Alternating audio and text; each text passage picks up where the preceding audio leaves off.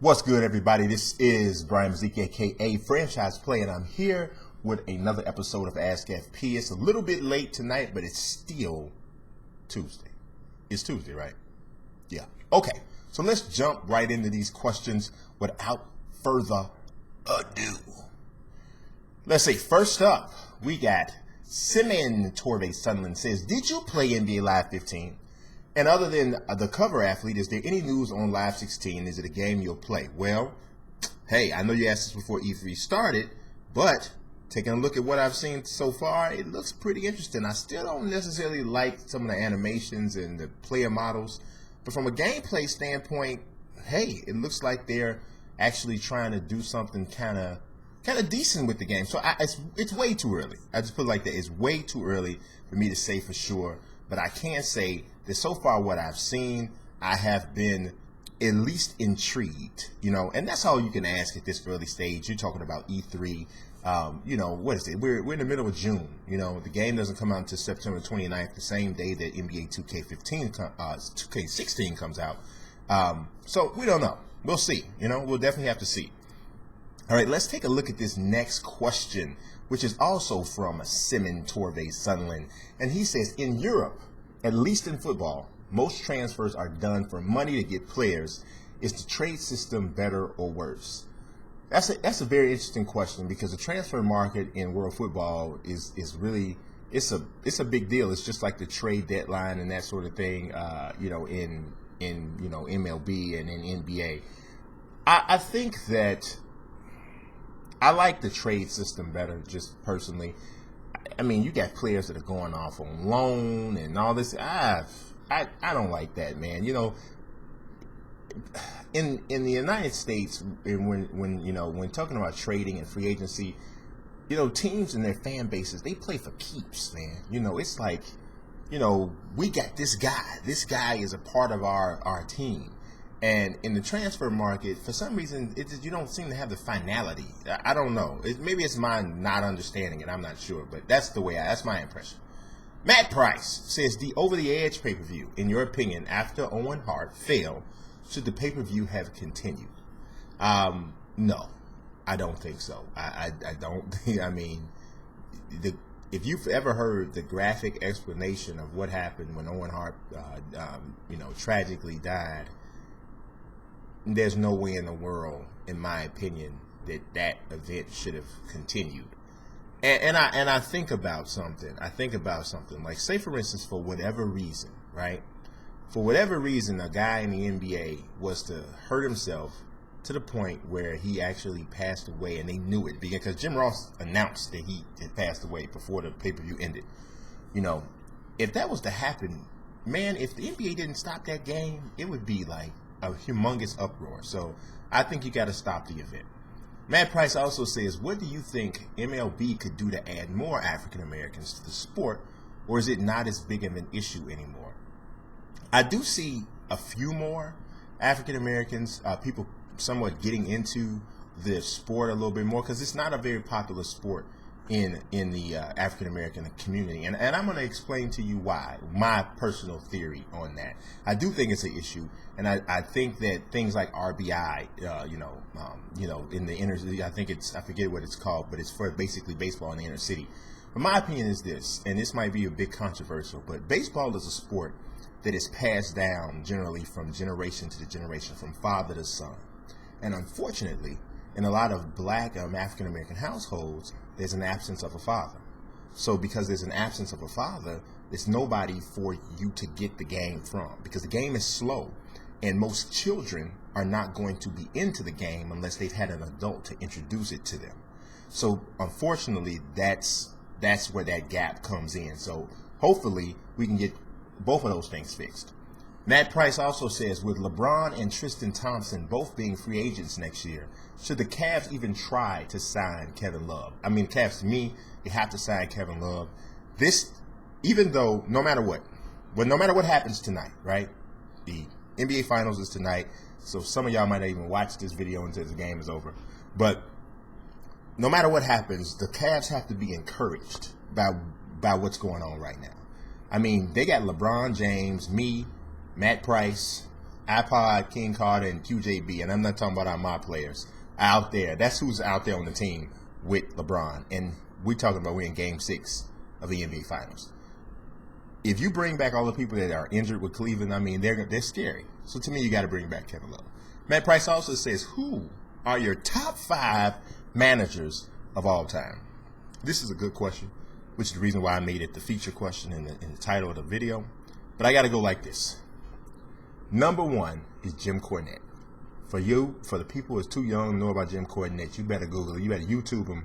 He was absolutely hilarious. Second, I got to go Paul Heyman. Third is Bobby the Brain Heenan. 4, I'm going to go Slick. Slick was hilarious. I'm trying to tell you, Slick was awesome.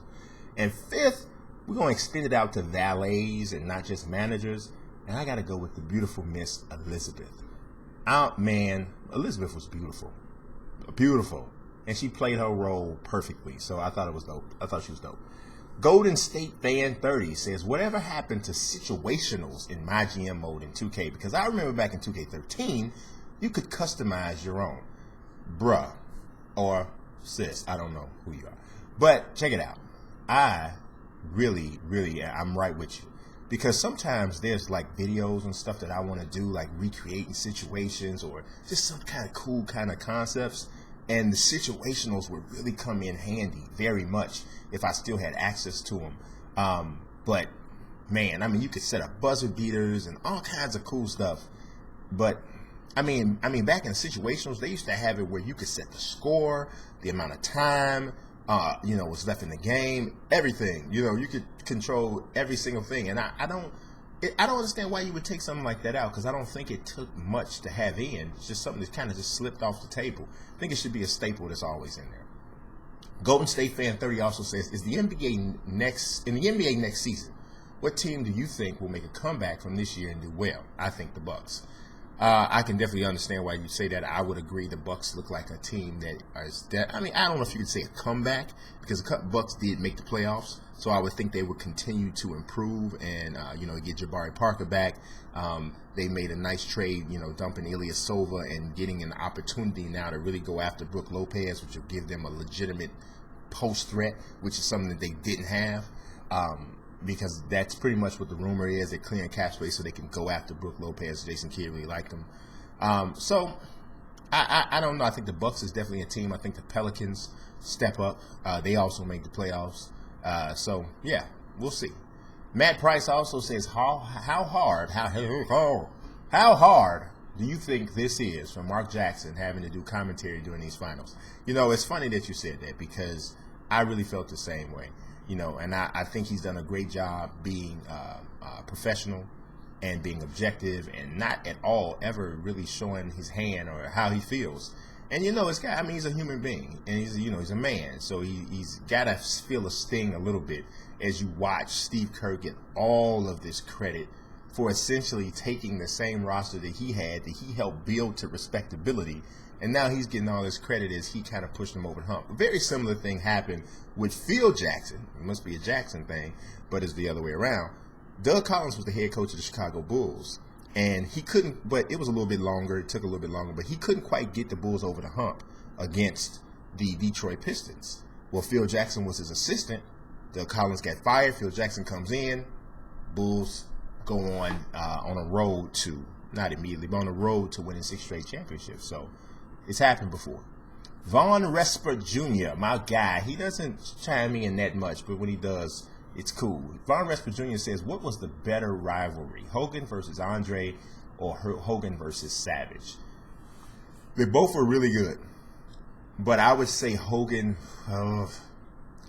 I think Hogan versus Andre. I was about to say Hogan versus Savage because it had the Miss Elizabeth thing in there, and I thought that was really cool.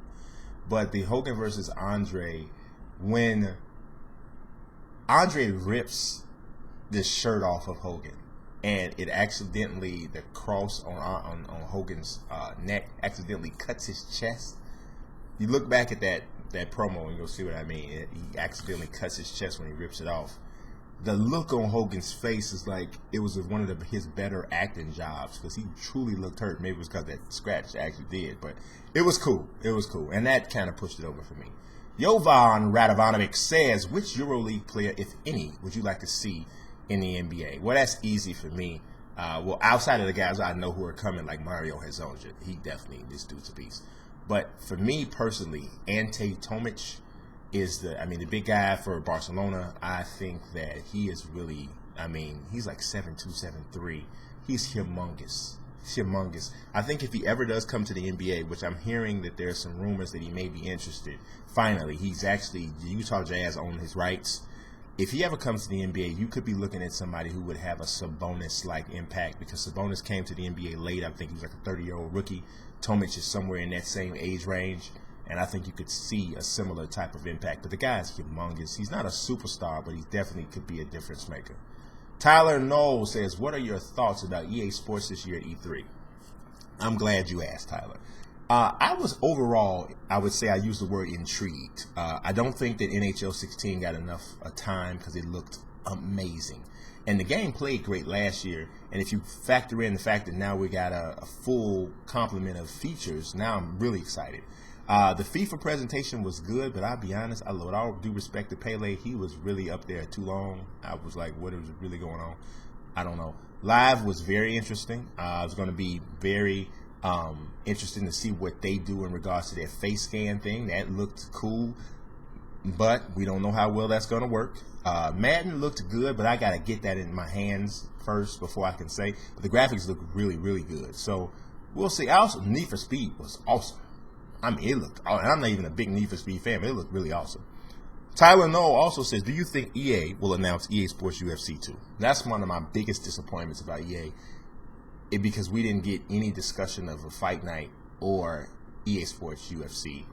And I had talked to Brian Hayes, who's the executive producer of both games, talked to him in Las Vegas at the PlayStation Experience, and I asked him about it, and I think they had said something about if Fight Night ever did come out, you might be, and I'm not sure if he said this, someone told me this, I can't remember exactly who it was, so I want to put it on Brian, but somebody said that if the games ever did come out, you'd probably see them on an 18-month cycle. So you get EA Sports UFC comes out, then maybe 18 months later you get Fight Night. Well, I don't think that's going to happen, because 18 months for UFC would be later this year, and we haven't heard anything about Fight Night, so that's already out the window. But I'm missing Fight Night more so than anything. So can we get that, please? Tyler Noel says, what are your thoughts about that?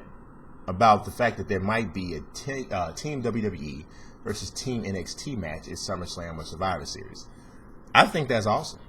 I really think that's awesome. Obviously, it depends on who's in the match from the WWE side. I know you're going to get some cool guys from NXT, and who's still going to be in NXT at that time. So I think it's an awesome idea, but I think what you have to do is when you pick the WWE team, it's got to be guys who are able to make the NXT guys look good. So you need sellers. Obviously, Seth Rollins is probably going to be in the main event, so he can't be in it. But so you need Dolph Ziggler. You need guys who really, truly can sell so they can help put these guys over in this match. So Walter Davis says, what do you think of Michigan State football 2016 recruiting?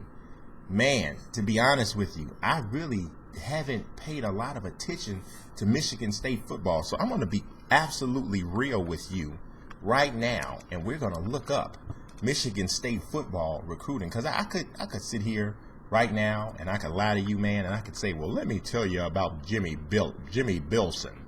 Jimmy Bilson is really, Jesus really got me intrigued about what he's going to do. Look, I don't know. So the first thing that pops up is Hinsdale South, which is local. Josh King has committed to Michigan State football. Now, Josh King, I've actually heard of because that's local for me. So that's actually pretty cool. I've actually gotten an opportunity to see this kid once, and he is a ridiculous athlete. So that in itself is just, from my own personal knowledge, I can tell you that that's a legitimate signing that they have. Well, not signing, or commit that they've been able to get. So we'll see whether or not they're able to continue to grab people on that level. But Josh King, defensive end from Hinsdale South, I mean, he is an athlete for sure. I don't know if he's going to be a defensive end, though, because that guy, he's not that big. He don't have to gain some serious weight. But we'll see. Gerard Durheim says, do you think that the Hawks can repeat next year? Black Hawks win. And I'm not going to even act like I'm one of them people. You know, it's a city full of bandwagon Black Hawk fans right now. Now, if I'm ever rooting for a hockey team, it's always the Black Hawks. So I can tell you that without question, without hesitation, the Black Hawks are my favorite team. But I'm not going to act like I can enjoy it the way somebody has who's been down for years and years and years. But I am happy we got a Chicago sports team with a championship. Gerard Durheim says, but they can repeat. I do believe that they can repeat, to be honest. This is going to be some short turnover. We're going to have to replace Patrick Sharp, more than likely. But I do think they can repeat. The core is still there and strong. Gerard also says, are you going to the Black Hawks parade? And I just want to let you know you're my favorite YouTuber. I appreciate that, dog. For real, I do. But I'm not going to that parade. I don't do parades. I don't really like going places with about 455,000 people. It's not my thing. People start acting stupid, and Brian got to knock somebody out. And Brian don't want to knock nobody out. Brian like to love people. You feel me? You know, I don't want nobody on that. You know, I don't want to do it. So, I appreciate y'all. I appreciate you. I do. I appreciate you watching. God bless. Peace.